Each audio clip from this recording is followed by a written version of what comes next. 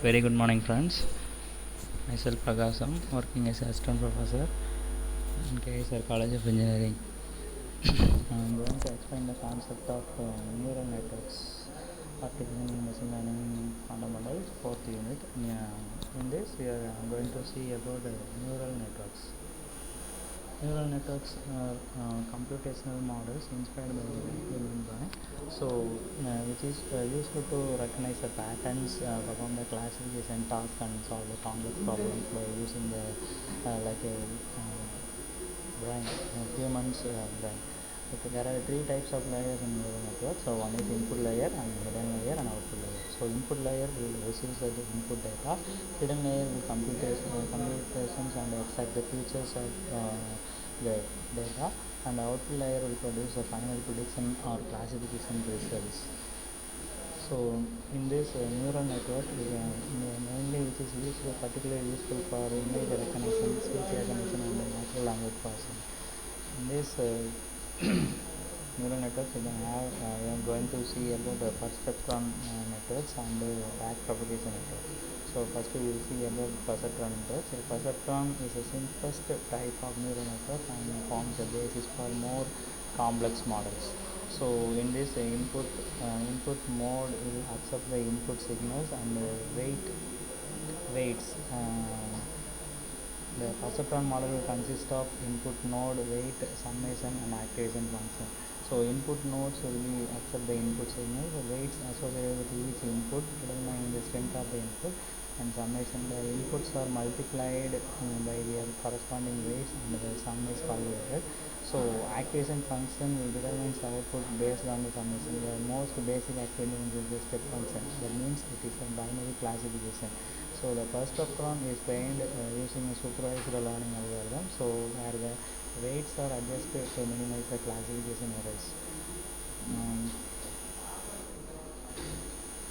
So basic components in this we already seen the basic components: input, weight, input, net input function, and activation function. So input node is the primary component of perceptron, which accepts the initial data into the system for further processing. So each input node contains a real numerical value. So and then next will be goes to the weight and bias. So weight parameter represents the strength of the connection between the units. So it is more important parameter of perceptron components. So weight is directly proportional to the strength of the associated input neuron in deciding the output. So further, bias can be considered as a line of intercept in a linear equation, and then will given to the activation function. So these are the final and important components that will help to determine whether the neuron will fire or not. The types of activation functions are sign function, step function, and sigmoid functions. So the data scientist uses the activation function to take subjective decision based on the various problem statements and forms the desired outcome. Activation function may differ these sign, step, and sigmoid in perceptron model by checking whether the learning process is slow or has vanishing or exploiting gradients. So how these types of perceptron networks? Can have two types. One is single layer perceptron model and a multi-layer perceptron model. So single layer perceptron model is the easiest artificial intelligence neural network type. A single layer perceptron model consists feed forward network and also includes the Berthold transfer function inside the model. So single layer perceptron model's main objective is to analyze the linearly separable objects with the binary outcomes. Multi-layered perceptron model also has the same model structure but has a greater number of hidden layers. So the multi-layer perceptron model is also known as back propagation algorithm, so which executes in two stages as follows: forward stage and backward stage. So forward stage means activation function starts from the input layer in the forward stage and terminate on the output layer. In the backward stage, weight and bias values are modified as per the model's requirement. In this stage, the error between actual output and the demanded originated backward on the output layer and ended on the input layer. So the of multi-layer perceptron model is to solve the complex non-linear problem, and it works well with both small and large input data. It helps us to obtain quick prediction after the training. So it helps to obtain the thin accuracy ratio with the large as well as small data. And the main disadvantages of multi-layer perceptron. So computations are difficult and time consuming. So it is difficult to predict how much the dependent variable affects each independent variable. The model functioning depends on the quality of training. These are the disadvantages.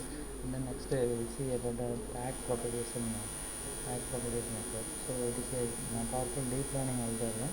So primarily used to train the artificial neural networks, particularly feed-forward networks. It works iteratively minimizing the cost function by adjusting weights and biases.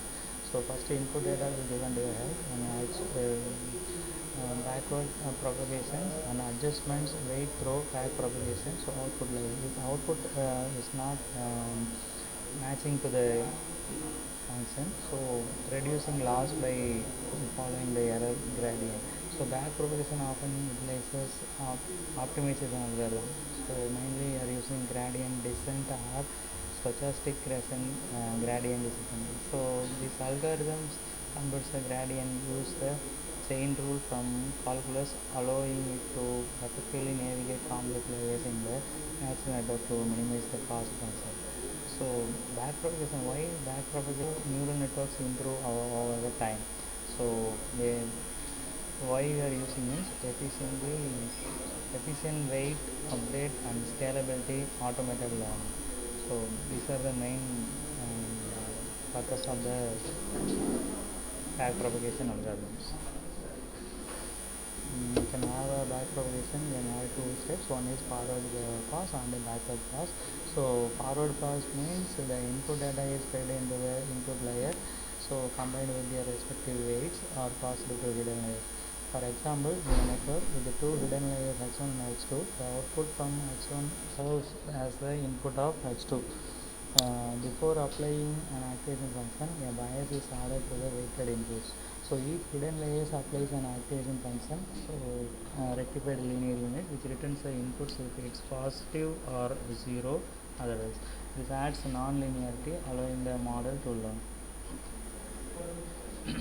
So backward pass means the error, if any errors came between the predicted and actual output, is propagated back through the network to adjust the weights and biases. One common method for error calculation is mean squared error. So mean squared error, how we are calculating a mean squared error means predicted output minus actual output. So once the error is calculated, the network adjusts weights using gradients, which are computed with the chain rule. So these gradients indicate how much each weight and bias should be adjusted to minimize the error and the next iteration. So the backward pass continuous layer by layer, and the backward pass continuous layer by layer, ensuring that the network learns and improves its performance. The activation function, through its derivative, plays a crucial role in computing these gradients. So these are the thank you.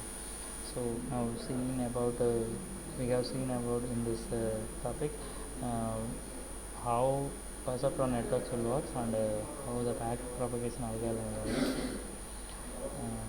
Let's hope it will be useful for you. Thank you.